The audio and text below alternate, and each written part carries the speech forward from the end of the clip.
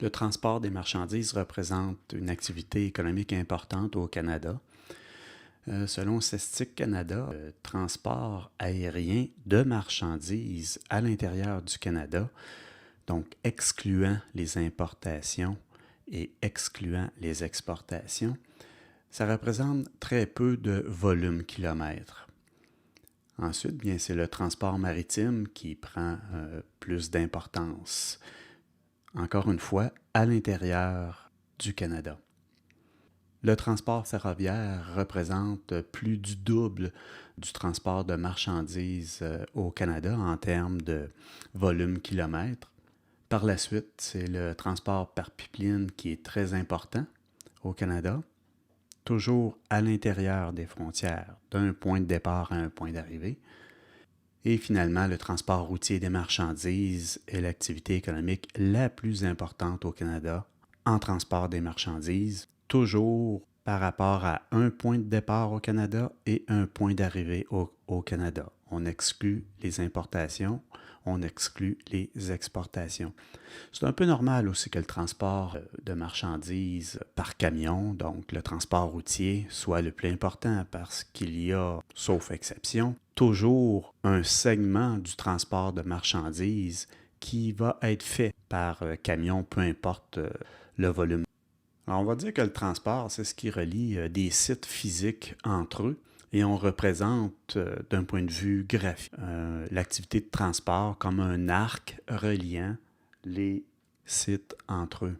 Les modes de transport, bien, on les connaît assez bien, le transport aérien, le transport maritime, le transport ferroviaire, le transport routier.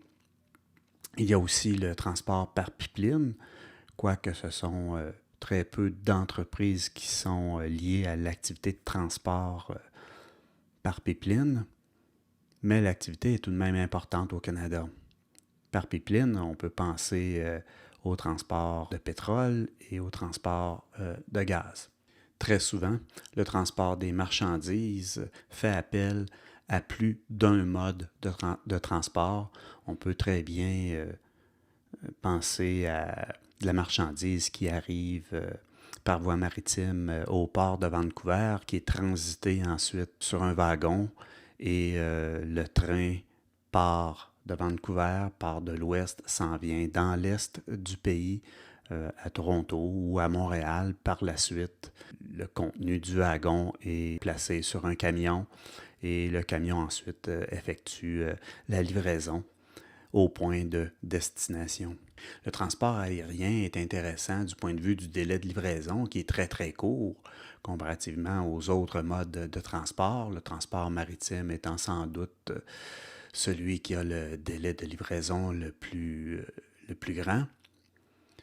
Le transport aérien va permettre de rejoindre des régions éloignées très rapidement. L'exportation ou l'importation de denrées périssables est assez simplifiée ce côté-là. Cependant, le transport aérien, c'est un coût qui va être quand même assez élevé. Ça dépend du poids et du volume de la marchandise et le point d'origine et de destination.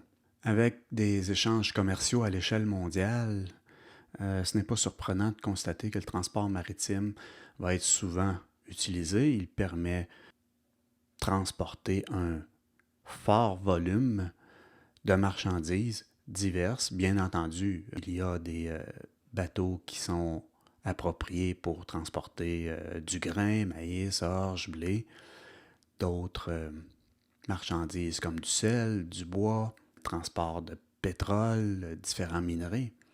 Les biens de consommation seront aussi acheminés par conteneurs au moyen du transport maritime. C'est évidemment lent comme mode de transport.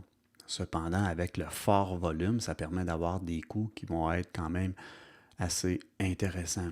Le transport ferroviaire de marchandises ressemble un peu à l'idée ou à la notion du transport maritime à l'échelle mondiale, sauf que c'est sur voie terrestre, tout simplement.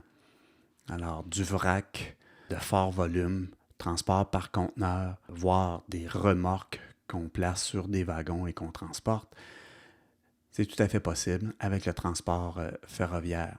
Et bien entendu, on couvre de grandes distances sur un continent, entre autres le continent nord-américain. Transport routier des marchandises, pour sa part, est plus souvent qu'autrement utilisé comme premier segment de transport et comme dernier segment de transport. Il permet d'effectuer des cueillettes et des livraisons porte-à-porte. On peut grouper des marchandises afin de bien exploiter les équipements de transport. On est quand même sujet à de la réglementation. Cette réglementation-là peut dépendre comme telle des provinces, si on parle au Canada, des États aux États-Unis et entre les pays eux-mêmes. Bien entendu, lorsque le transport doit franchir de longues distances par camion, les coûts peuvent devenir quand même assez élevés.